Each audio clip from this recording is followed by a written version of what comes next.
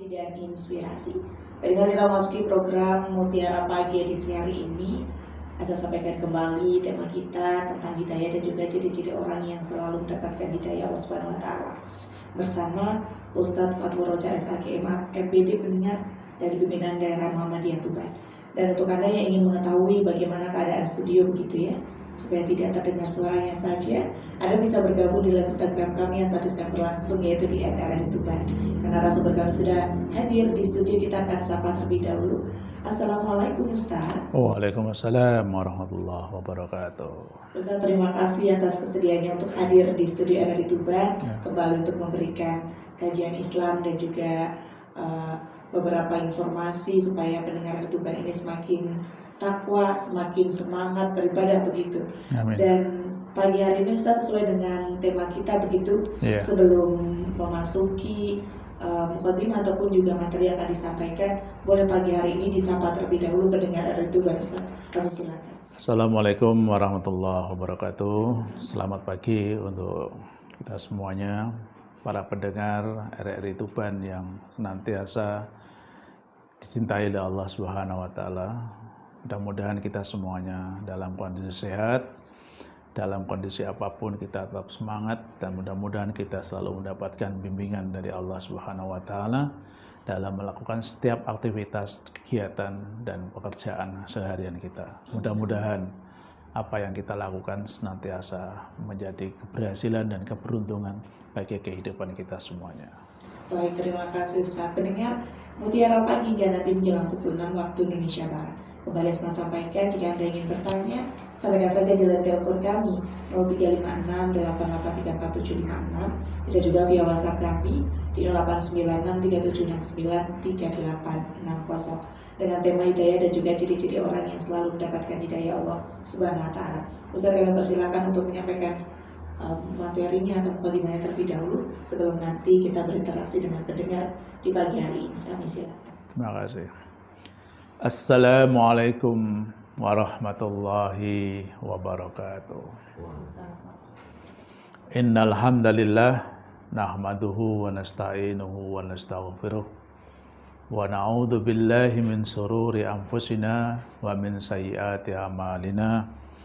May yahdihillahu fala mudilla lahu wa may yudlil fala hadiya lahu. Asyhadu an la ilaha illallah wahdahu la syarika lah wa asyhadu anna Muhammadan abduhu wa rasuluhu la nabiyya wa la rasula ba'dah. Allahumma shalli wa sallim wa barik ala nabiyyina Muhammad ibni Abdillah wa ala alihi wa ashabihi wa man ittaba'al huda ila yaumil qiyamah, amma ba'd. Wa qala Allahu azza qa'il, a'udzu billahi minasyaitonir rajim.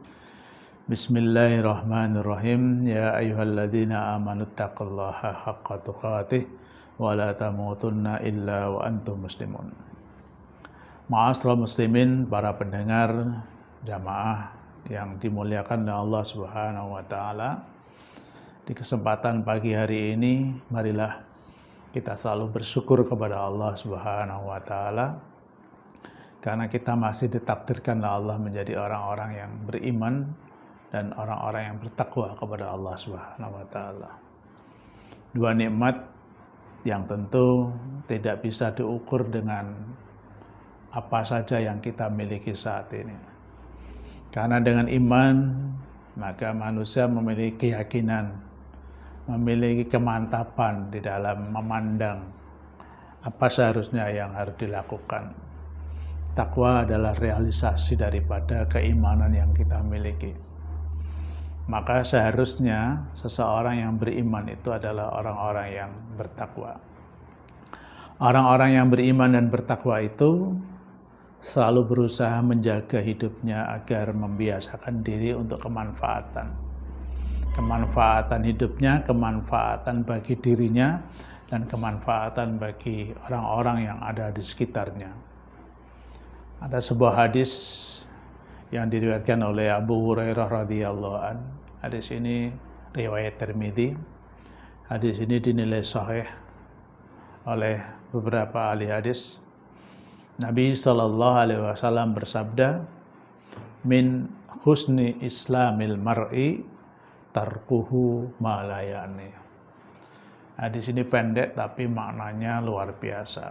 Karena ini hadis yang ingin memotret siapa sebenarnya orang Islam yang sebenarnya itu.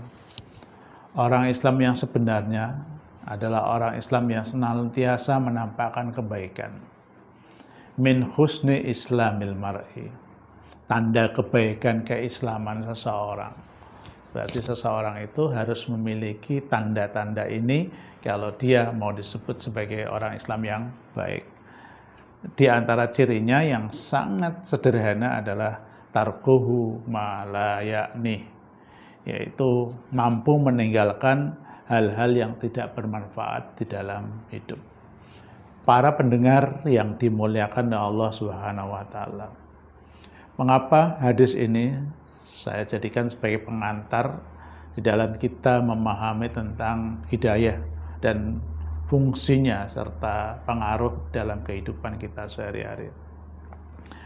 Karena di dalam diri manusia itu memiliki karakteristik yang kompleks. Karakteristik yang kompleks itu boleh jadi dari unsur ciptaan, boleh jadi dari unsur perilaku. Nah ini, kalau unsur ciptaan jelas bahwa manusia itu terdiri dari fisik dan non-fisik, jasmani dan rohani. Ya, itu unsur ciptaan manusia, sehingga saling melengkapi. Karena nggak mungkin manusia itu hanya diciptakan Allah dalam bentuk jasmani saja. Berarti kalau hanya jasmani, dia seperti robot. Gitu ya. Maka dia diberi ruh, diberi rohani, diberikan spirit ya, agar dia bisa memiliki motivasi, memiliki keinginan untuk melakukan suatu hal. Nah, tetapi manusia ini juga punya karakter yang lain terkait dengan perilakunya. Perilaku manusia itu kadang-kadang baik, kadang-kadang buruk. Nah, ini anggaplah ini dua sisi yang diametral, dua sisi yang saling bertentangan, tetapi ada pada setiap diri manusia. Maka tidak heran kalau suatu saat kita menjumpai orang itu yang baik, karena yang baiknya gitu ya, seolah-olah tidak ada sisi kejelekan bagi dirinya. Nah, maka kita kadang sering mengatakan ndak mungkin, jangan di manungsa itu ya mesti ono eleke, itu ya. Sering gitu enggak? Sering. Kita sering mengatakan jenenge menungso iku mesti ono eleke, ono jeneng menungso iku apik terus. Nah, tapi kadang-kadang kita melihat ada sisi manusia itu yang baik terus. Dia selalu berperilaku baik, menampilkan kebaikan-kebaikan diri. Ya. Nah, itulah yang kita sebut dengan jalan takwa. Ya. Jalan takwa, jalan yang akan memberikan keselamatan kehidupan bagi siapa saja yang memilih jalan ini. Qad aflaha man zakkaha. Ya. Maka sungguh beruntung orang yang mentazkiyah dirinya, ingin berusaha mengikuti jalan takwa ini, jalan kebaikan. Tapi di sisi lain manusia kadang-kadang juga ada tipe yang dalam kesehariannya dia tidak ada sisi kebaikannya. Jadi dia selalu berbuat buruk, berbuat zalim, berbuat aniaya. Seolah-olah dia ini adalah orang yang tidak pernah mendapat hidayah Allah Subhanahu wa taala. Seolah-olah hidupnya itu terasing gitu ya dari nilai-nilai perilaku kebaikan. Sehingga ada istilah begini, menungso kok perilakunya kayak setan. Pernah dengar gitu ya? Pernah dengar ya? Nah, mungkin jamaah pernah dengar ada istilah begitu. Menungso kok perilakunya kayak setan. Nah, karena memang asumsi kita setan itu tidak ada yang namanya baik. Ada nggak setan itu yang baik? Nggak ada, apalagi sudah membuat kayak iblis ya, apalagi udah begitu ya. Pernah dengar ya istilah gitu ya. Nah ini suatu yang menarik. Kalau kita ya atau seorang mengatakan bahwa seseorang si fulan itu kayak iblis itu, berarti kan memang tidak ada sisi kebaikan sama sekali. Kalau ada sisi kebaikannya, nggak mungkin perkataan itu muncul. Nah, ini dua sisi yang diametral. Nah, lalu apa yang harus kita pilih itu. Apakah yo kalau kita berbuat baik, yo kalau kita berbuat jelek, apa ya begitu. Nah ini persoalan-persoalan yang kadang-kadang muncul di dalam kehidupan nyata, realitas yang kita hadapi.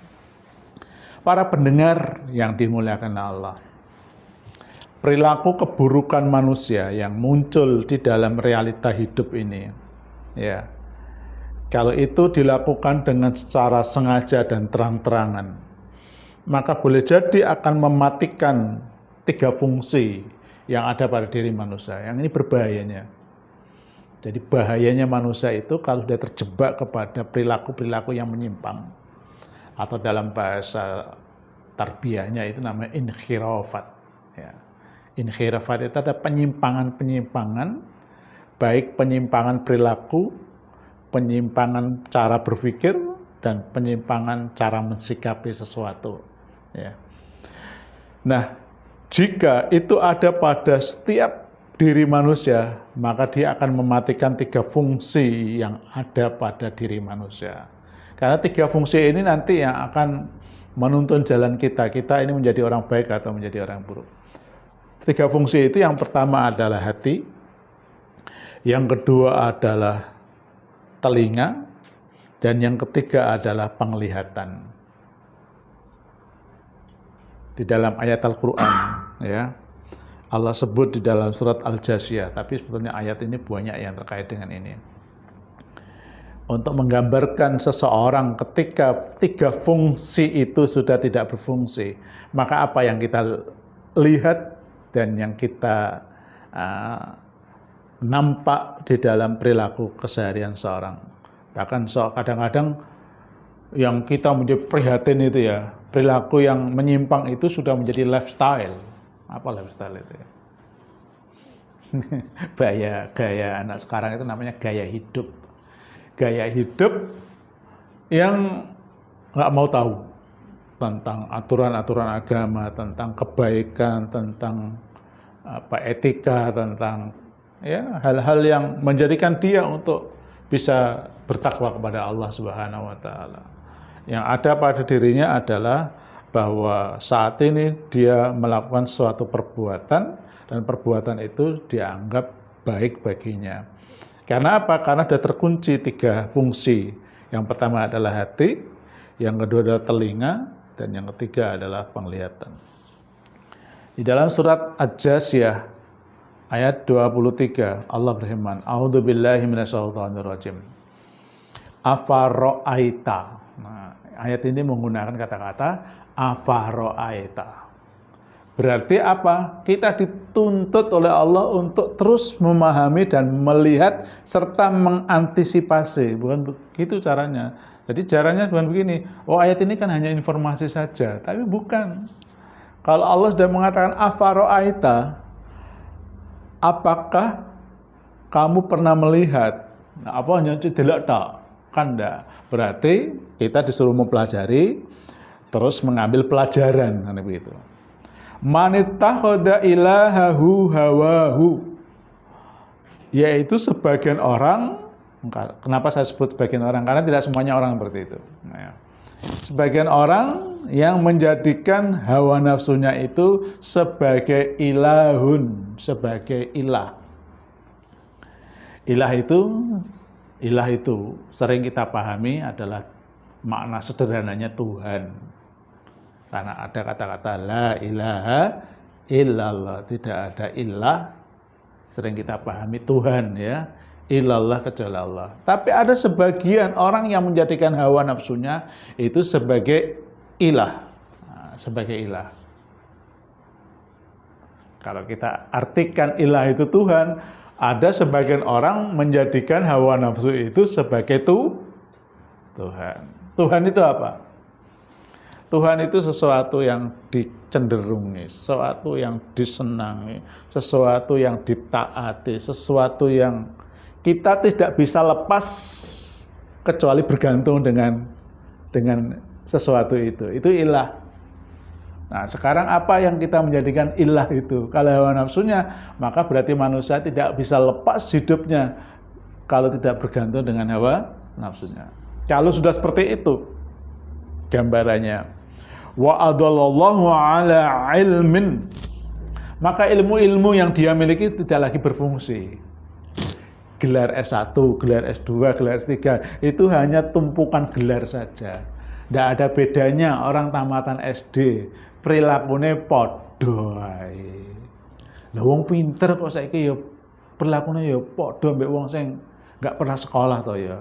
Ya karena apa? Karena ilmunya sudah ditutup oleh Allah. Tidak memiliki kemampuan untuk memahami, berpikir secara jernih terhadap sesuatu persoalan yang dihadapi. Ya. Kenapa bisa seperti itu? Karena 3 hal ini dikunci oleh Allah. Wa khatama ala sam'ihi. Ditutup fungsi sam'ihi, fungsi pendengarannya. Wa qalbihi, ditutup fungsi hatinya. Orang itu kalau hatinya sudah tutup, matanya sudah tutup, yang dilihat apa? Yang dilihat ya saat itu sudah gitu ya. Wa ja'ala ala basarihi ghisawa. Pandangannya melihat sesuatu itu gelap. Gelap itu maksudnya tidak ada secercah cahaya, tidak ada hidayah di dalam dirinya. Kalau udah seperti itu, kata Allah, faman yahdihi min ba'dillah. Kalau orang sudah seperti itu, siapa lagi yang bisa beri hidayah setelah Allah Subhanahu wa ta'ala. Jadi seolah-olah hidayah itu tidak ada di dalam dirinya, ya. Karena apa? Karena tertutup 3 fungsi, ya, yang akan membimbing jalan hidup kita. Karena seorang itu bisa menganalisis baik dan buruk itu kan yang pertama kan pasti melihat dulu. Ya, melihat dulu. Yang sering kita kaji itu namanya ainul yakin gitu ya. Jadi dia melihat sesuatu lalu sesuatu itu diyakini. Nah, sesuatu diyakini itu masuk di dalam hatinya, ya, basari. Nah, kadang-kadang orang melihat sesuatu dan masuk hatinya itu kadang-kadang dia kan dari mendengar gitu ya. Mendengar. Jadi mendengar itu juga bisa menjadi bahan informasi, ya. Melihat juga bisa menjadi bahan informasi. Kemudian keduanya dimasukkan di dalam hati. Lalu muncul sebuah perilaku yang dimunculkan dalam keseharian. Nah, kalau seorang itu sudah menjadikan hawa nafsunya, ya kan enggak ada bedanya dengan tadi, ya, setan atau iblis tadi. Karena dia hanya memperturut hawa nafsunya. Nah, kalau sudah seperti itu, kata Allah, faman yahdihi min ba'dillah. Siapa lagi yang bisa memberi petunjuk selain Allah Subhanahu wa ta'ala? Afala tadhakkarun. Ayat ini ditutup, apakah kalian tidak mengambil peringatan? Oleh karena itu, ma'asyiral muslimin, para pendengar yang dimuliakan Allah, kita harus menata ulang di dalam kita memahami prinsip-prinsip kehidupan agar, ya, mata kita, agar hati kita dan pendengaran kita berfungsi dengan baik. Nah, itulah yang kita sebut dengan istilah hidayah. Ya, hidayah.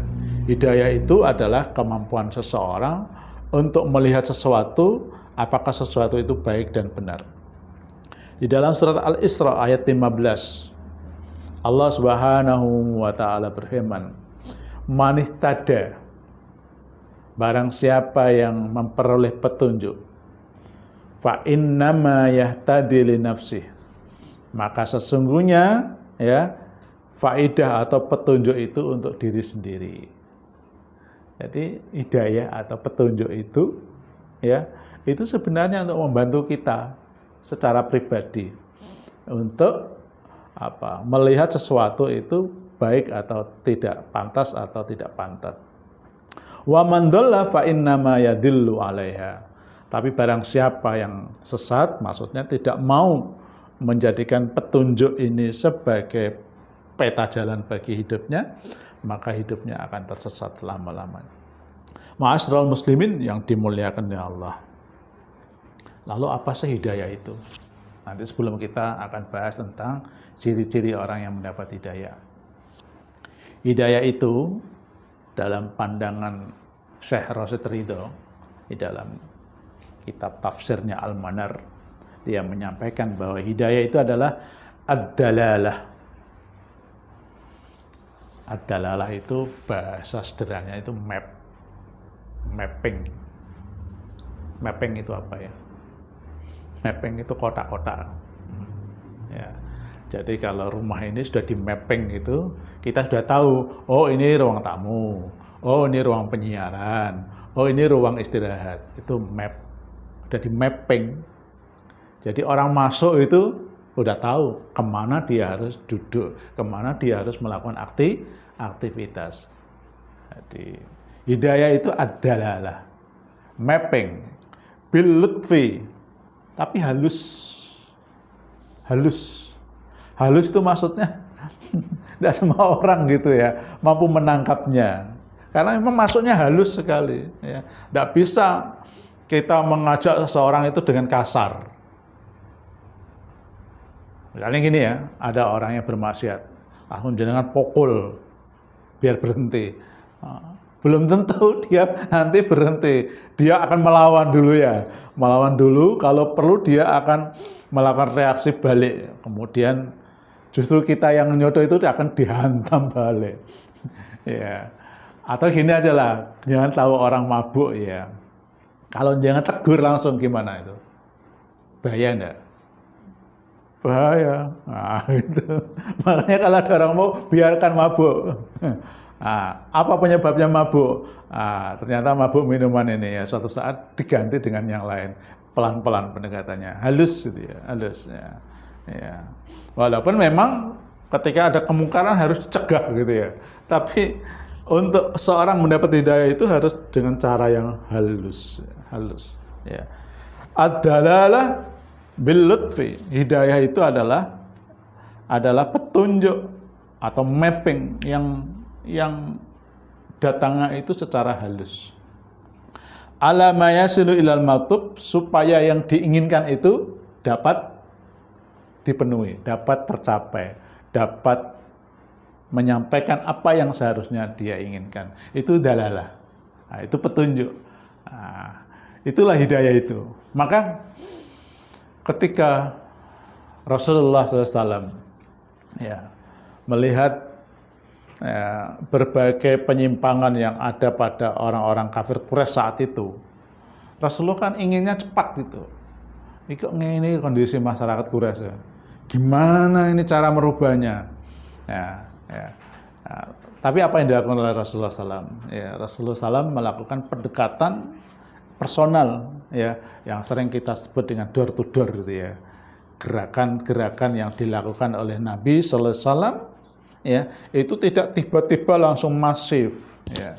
Tapi Nabi secara perlahan-lahan melalui gerakan, kalau saya baca di beberapa literatur itu, yang pertama Nabi menggunakan pendekatan sirriyatut tandim, yaitu gerakan dakwah secara rahasia, pelan-pelan, ya, tidak semua orang langsung diajak untuk dakwah.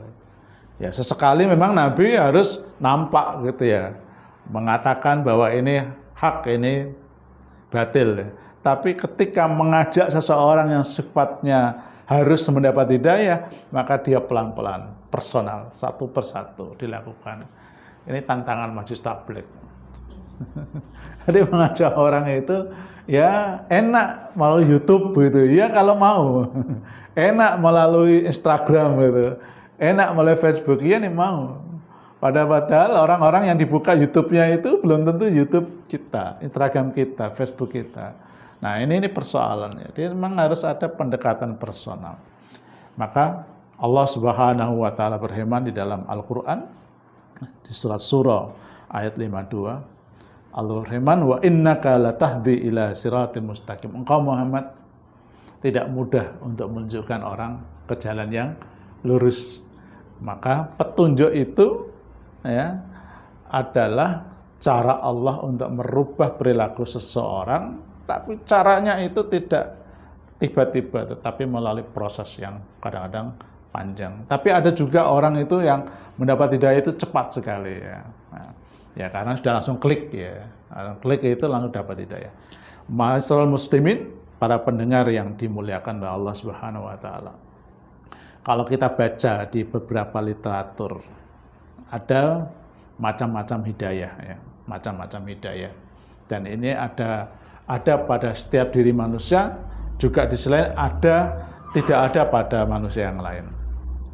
Yang pertama ada istilah hidayah al-wijdan al-fitri. Hidayah apa?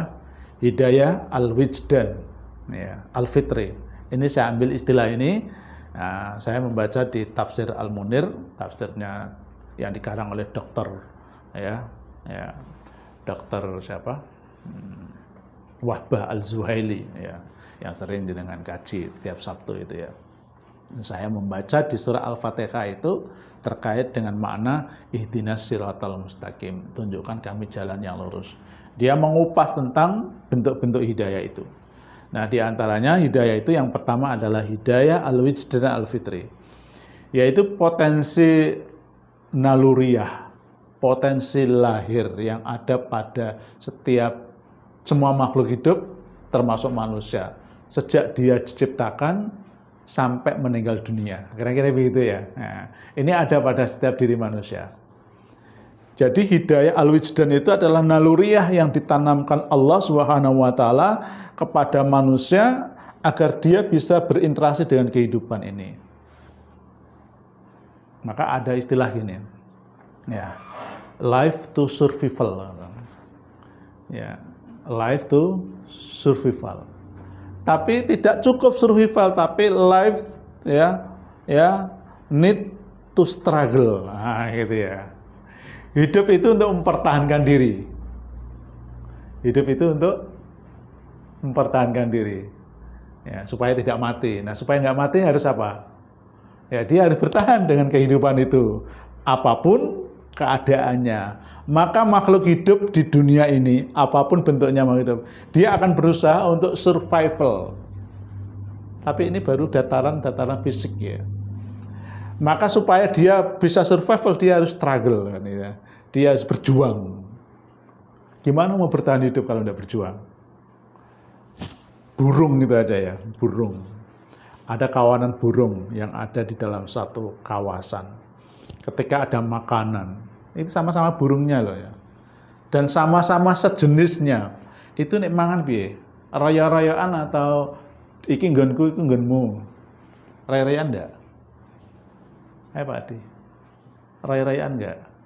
Raya-rayaan, padahal podo jenisnya burung yang dimakan sama. Manusia yang ngono, podo. Sing dimakan apa manusia? Manusia itu yang dimakan itu sembarang, Pak, ya. Bahkan ini ada istilah, ya. Manusia itu yang dimakan itu hanya sepiring. Tapi ketika mencari sepiring itu, ya, dia melakukan segala cara, bahkan yang didapat itu melebihi dari satu piring. Itu manusia. Berarti manusia itu tamak, ya. Ketamakan manusia itu melebihi daripada binatang. Saya sering menggambarkan begini, personifikasi. Nyamuk itu kalau lapar, dia akan mencari apa? Mangsa, ya. Kalau jangan tidur itu, kalau nggak pakai sovel atau nggak pakai autan atau nggak pakai obat nyamuk, pasti diganggu nggak sama nyamuk? Wong gitu, ya. Nah, setelah dia dapat mangsanya, dia apakan? Nyamuk itu, dia gigit, dia ambil darah supaya dia mendapatkan asupan gizi, asupan makan. Nah, setelah nyamuk itu kenyang, apa yang dilakukan nyamuk? Kira-kira apa? Para pendengar yang dimuliakan Allah, kira-kira apa?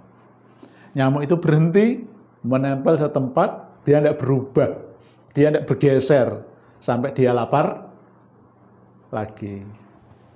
Kan gitu nyamuk, ya, berhenti. Manusia udah dapat gaji hariannya, dia mencari ceperan, dia mencari lain-lain gitu. Nah, yang lain-lainnya itu kadang-kadang, ya, jalannya itu bermacam-macam gitu. Nah, itu, ya. Jadi yang dimakan itu hanya sepiring, tapi wah, di dalam hadis itu disebutkan Seandainya manusia itu diberi satu lembah emas, ya, dia ingin menginginkan 2 lembah emas. Kalau dikasih 2 lembah emas, dia menginginkan 3 lembah emas. Ya. Wala yamla'u, ya, dan tidak bisa yang memenuhi, ya, perutnya illa turab. Apa itu? Sebelum dia masuk di tanah. Kalau udah tanah kan berarti mati. Kalau udah mati berarti kan tidak punya keinginan. Nah, saya tidak membahas ke sana. Saya membahas bahwa manusia itu diberi potensi oleh Allah untuk menginginkan sesuatu, ingin mendapatkan sesuatu. Nah, agar hidupnya bisa survival. Nah, disinilah maka ada kecenderungan manusia untuk bisa bertahan hidup. Ya, termasuk kita bekerja itu kan untuk bertahan hidup. Ya. Nah, ini petunjuk, ya, petunjuk yang Allah berikan, dan itu ada pada setiap diri manusia. Yang kedua, Allah berikan hidayah kita yang namanya al-hawas. Al-hawas itu apa? Al-hawas itu adalah kemampuan indrawi untuk melihat sisi-sisi hal yang ada di sekitar kita. Ya. Nah, indrawi itu, ya, itu berarti kan berfungsinya semua semua yang menjadi milik kita untuk merasakan sesuatu, untuk menikmati sesuatu, untuk memuaskan diri kita, itu karena indera. Contoh tadi, kita hidup ini kan perlu bertahan hidup, ya, kita cari makan. Tapi cari makan itu tidak cukup cari makan, harus diapakan makanan itu? Dimakan kan, ya? Nah, ketika kita makan, itu makanan itu nikmat enggak? Nikmat enggak? Kalau makanan itu enggak nikmat, maka kita akan buang makanan itu. Tapi kalau makanan itu nikmat, berarti apa? Kita berusaha menikmati makanan itu. Nah, orang-orang itu kan, manusia itu makanannya kan beda-beda seleranya, ya. Ada yang dikasih nasi sama daging enggak mau, maunya roti gitu, ya. Jadi makannya itu roti, ya. Ada seorang anak di rumah sakit Muhammadiyah itu, ya, yang sakit, Ustadz ini sejak kecil enggak pernah makan nasi. Dan makannya makan apa? Kalau makan itu ya roti, roti dan susu. Bayangkan misalnya dia anak aku, ya, makannya roti susu nanti pira per bulan gitu, roti sudah. Jadi dia mendapat nikmat itu kalau dia makan roti dan susu. Nah, kita mungkin dapat nikmat kalau makan apa adanya. Pak Adi beda.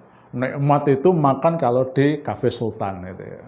Kalau nggak di Cafe Sultan enggak nikmat gitu, ya. Jadi itu lifestyle akhirnya, ya. Jadi kenikmatan hidup yang berasal dari sesuatu yang kita lihat, sesuatu yang kita rasakan itu juga bisa membentuk sebuah lifestyle kita. Sudah baju inilah, ya, baju. Baju itu fungsinya apa? Baju itu kan fungsinya untuk menutup aurat, ya. Nah, tetapi baju itu tidak sekedar baju menutup aurat, tetapi pantas atau tidak pantasan itu. Sehingga ada istilah orang Jawa itu, ya, aji ning raga saka busana, aji ning diri saka ing lati itu, ya. Nah, tapi kalau orang ini berprinsip hidupnya itu konsumeristik. Apa konsumeristik, ya? Apa, Mbak, konsumeristik? Ya, hidupnya mewah. Pokoknya, ya, apalagi sudah konsumeristik, hedonistik. Waduh, ini istilah-istilah penyakit-penyakit sosial. Insya Allah suatu saat akan saya kaji ini tentang penyimpangan perilaku sosial.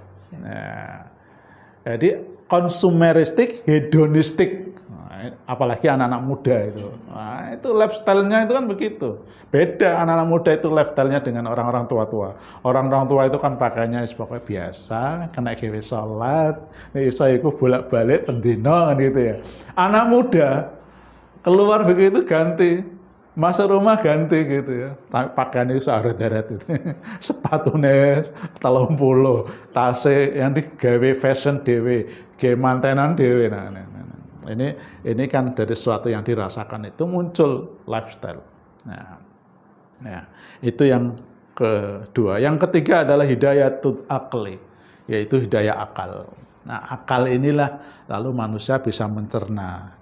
Oh, ini baik, oh ini buruk. Oh, ini halal, oh ini tidak halal. Kira-kira begitu ya. Tapi kalau halal dan tidak halal itu kan kaitannya dengan agama. Baik dan buruk itu biasanya kaitannya dengan perasaan dan jiwa. Nah, akal manusia itu menuntun manusia untuk memilih dan memilah. Ya. Maka lifestyle yang ditampilkan, dia selalu berpikir, oh jangan inilah, oh ini nggak cocok saya. Jangan inilah, saya nggak cocok. Nah, akal itu membimbing manusia. Tapi kalau manusia tergantung akal, maka dia akan menjadi orang yang rasionalistik.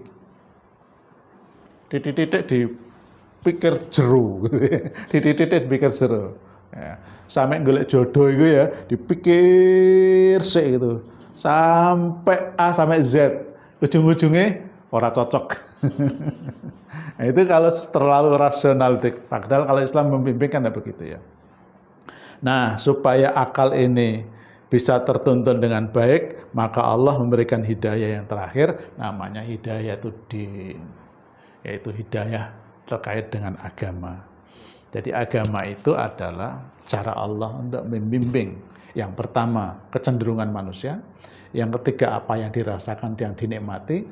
Dan yang ketiga adalah apa yang dipikirkan.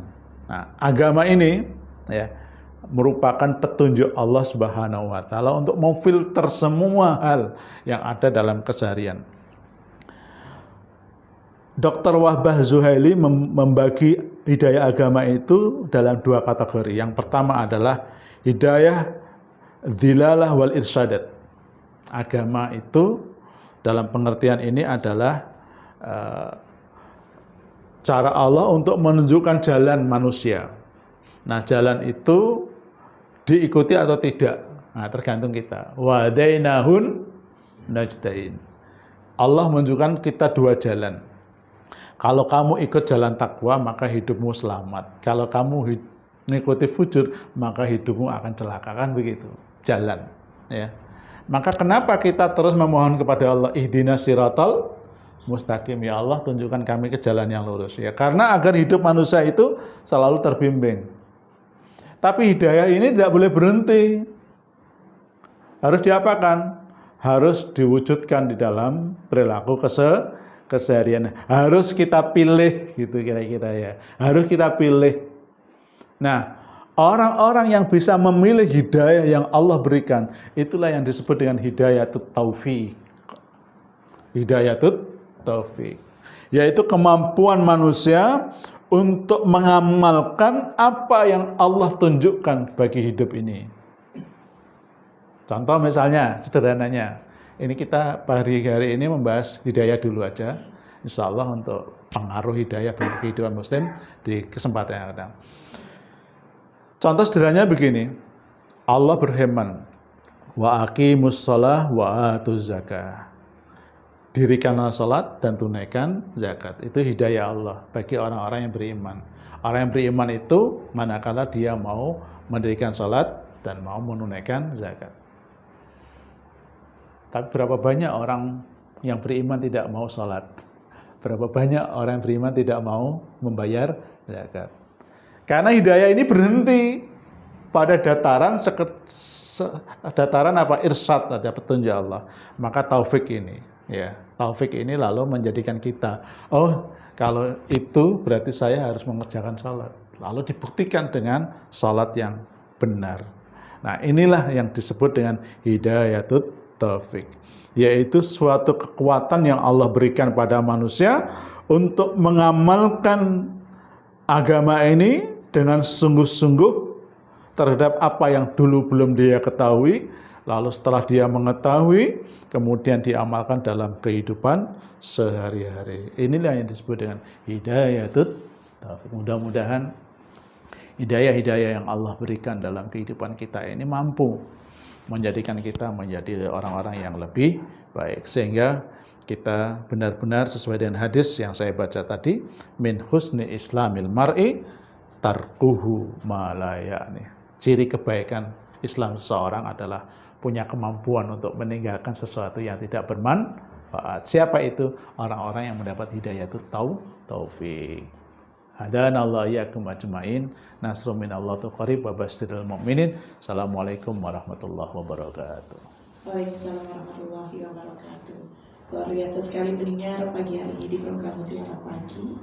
Dan kita masih ada waktu kurang lebih 14 menit untuk Anda yang ingin bergabung bersama kami pendengar. Kembali saya sampaikan di line telepon 0356 8834 756. Bisa juga via WhatsApp kami di 0896 3769 3860. Disampaikan kaitan dengan hidayah, untuk mendapatkan hidayah dari Allah Subhanahu wa taala, begitu yang harusnya tema ini kalau hanya kita bahas 1 jam kurang begitu di Ustaz. Kita butuh waktu 2-3 jam untuk membahas tema yang seperti ini begitu. Namun nanti akan dijadwalkan kembali membahas lanjutan dari tema hari ini.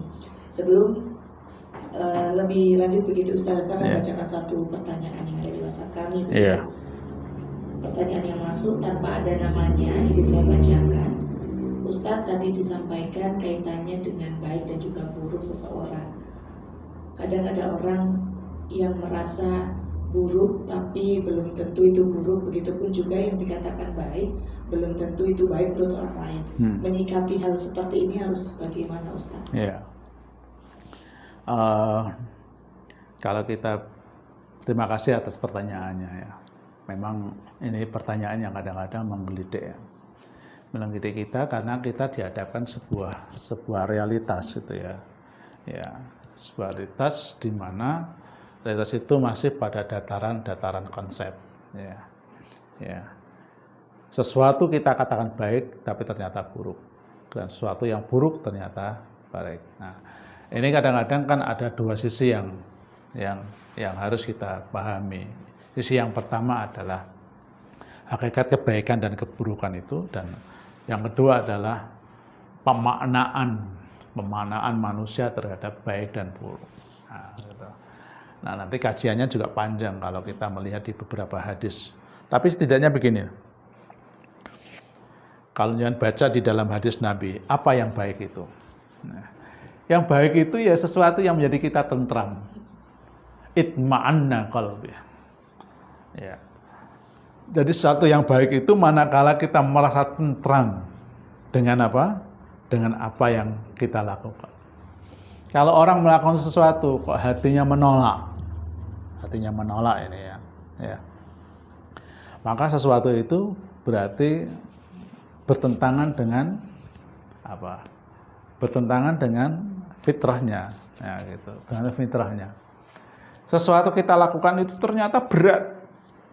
Berarti kan tidak baik. Kalau yang baik kan berarti nggak berat ya. Cuma kadang-kadang tanggapan manusia, ini yang kadang-kadang terus terbelah gitu ya, terbelah. Karena apa yang baik menurut Allah kadang-kadang ya dianggap jelek oleh manusia. Tapi sesuatu yang dianggap jelek oleh Allah dianggap baik oleh manusia. Maka Rasulullah SAW ya, ketika ditanya apa itu baik, apa itu buruk, jawabannya sederhana ya. Baik itu adalah apa yang menjadikan hatimu senang, hatimu tentram. Buruk itu adalah apa yang menjadikan hatimu resah, hatimu tidak pernah mendapatkan ketenangan. Ya. Albir ya matma'anna qalbi. Kebaikan itu adalah apa yang menjadikan hati kita merasa tenang, dan al-ismu atau keburukan itu adalah mahakal. Apa sesuatu yang menjadikan hati kita merasa berat, merasa sulit, merasa tidak nyaman. Nah, memang kadang-kadang, ini persoalan yang sering muncul. Ya, sesuatu yang kita anggap baik, belum tentu ya baik di hadapan Allah. Dan sesuatu yang kita anggap buruk, maka belum tentu buruk di hadapan Allah. Maka perlu parameter. Perlu apa? Parameter. Parameter itu dalam pengertian kita, ya baik dan buruk itu ya harus didasarkan sebuah dalil. Dalil itu apa? Petunjuk. Dalil itu adalah cara kita memahami sesuatu itu baik atau buruk. Atau sering kita sebut dalil peta jalan yang tadi sudah sampaikan. Contoh, ya sederhananya kita minum, baik nggak? Baik. Ya. Kalau minum, Wak, ya. Karena orang haus kan harus apa? Minum, baik. Tapi bagaimana cara minumnya, bagaimana cara mendapatkan minumannya. Nah ini harus ada parameternya. Oh ternyata si fulan itu minum, tapi minumnya alkohol yang memabukkan. Baik nggak? Kan minum. Aku penting minum. Tapi yang diminum apa dulu? Oh ternyata yang diminum adalah sesuatu yang memabukkan. Berarti minuman itu baik nggak? Menjadi tidak baik. Contoh, saya minum air putih gitu ya. Ya. Tapi air putih yang saya dapatkan itu adalah air putih hasil saya mencuri. Baik nggak? Enggak. Nah, dari mana kita tahu mencuri ya? Karena pengakuan si fulan itu ya. Nah, ini dia ada parameternya. Sesuatu itu baik atau buruk itu ada parameternya. Nah, parameter itulah yang disebut dengan dalil. Dalil itu petunjuk, dalil itu peta jalan. Nah, mengapa kalau kita gini aja lah jalan ya, jalan lewat jalan Soekarno-Hatta. Kenapa kalau dari utara harus lewat sebelah timur, enggak sebelah barat? Nah, ini ada dalilnya. Sebab ini kita cari. Oh, karena jalur kiri adalah khusus untuk kendaraan yang lewat dari utara. Berarti ada dalil ya, ada petunjuk ya. Oh, jalur belah barat itu adalah untuk yang dari selatan. Sehingga tidak boleh apa orang dari utara lalu lewat sebelah barat. Akan terjadi apa nanti? Kekacauan, bencana, tabrakan dan lain-lain. Nah, orang itu kenapa terjadi keburukan? Ya karena nabrak apa?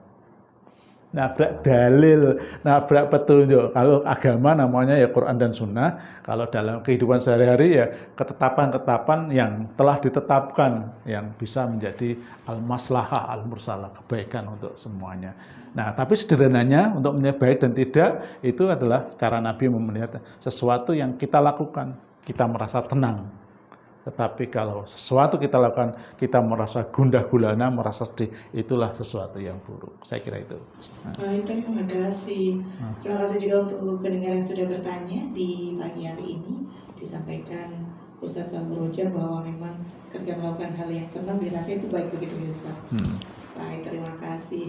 Sebenarnya masih ada pertanyaan yang masuk Ustadz, namun karena waktu kami sangat terbatas hingga pukul 6 begitu, boleh disampaikan closing statement. Lain kesempatan nanti kita akan kembali membahas begitu ya, tema yang hari ini belum bisa kita selesaikan dalam waktu 1 jam begitu. Kami silakan untuk memberikan closing statement di pagi hari ini. Para pendengar yang dimuliakan oleh Allah Subhanahu wa taala. Kenapa Allah Subhanahu wa taala memberi petunjuk kepada kita agar hidup kita menjadi terarah, agar hidup kita menjadi terbimbing. Nah, tapi dalam kenyataannya manusia kadang-kadang sering melalaikan petunjuk itu. Maka disinilah pentingnya kita terus memohon kepada Allah agar hidup kita selalu terbimbing. Di dalam salat kita baca berulang-ulang. Dan apa yang kita baca ini harus kita pahami terus agar kesempatan yang kita lalui Allah senantiasa membimbing kita. Di dalam firman-Nya ya sering kita baca ihdinas siratal mustaqim siratal ladzina an'amta 'alaihim ghairil maghdubi 'alaihim waladdallin. Itu tidak sekedar hanya ucapan loh ya, itu adalah permohonan kita kepada Allah agar hidup kita dibimbing oleh Allah ke jalan yang lurus. Ke jalan yang lurus itu adalah jalan di mana kita mengikuti petunjuk Allah dan Rasul-Nya. Selama kita mengikuti petunjuk Allah dan Rasul-Nya, maka hidup kita tidak akan pernah sesat selamanya. Kemarin disampaikan di dalam kajian Pak Nurul Yakin di sini, ya, intamaksatum bihima lan tadillu abada. Kalau kalian berpegang teguh kepada keduanya, maka hidup kalian tidak akan pernah menyimpang dari petunjuk yang sebenarnya. Apa itu? Kitab Allah wa sunnatur Rasul, yaitu kitab Allah dan sunnah-sunnah Nabi sallallahu alaihi wasallam. Para pendengar yang dimuliakan Allah, saya kira itu agar hidup kita senantiasa berpetunjuk, marilah kita senantiasa berusaha untuk membaca ayat Al-Quran, membaca sunnah-sunnah Nabi. Kemudian setelah kita membaca, kita berusaha mentadaburi dan mengamalkan dalam kehidupan kita keseharian. Mudah-mudahan kita semuanya senantiasa mendapatkan hidayah Allah Subhanahu wa Ta'ala. Saya kira demikian, dan mudah-mudahan ada manfaatnya. Jika ada salah dan kurang, kami mohon maaf yang sebesar-besarnya. Hadanallahu iyyakum ajmain. Assalamualaikum warahmatullahi wabarakatuh. Waalaikumsalam warahmatullahi wabarakatuh.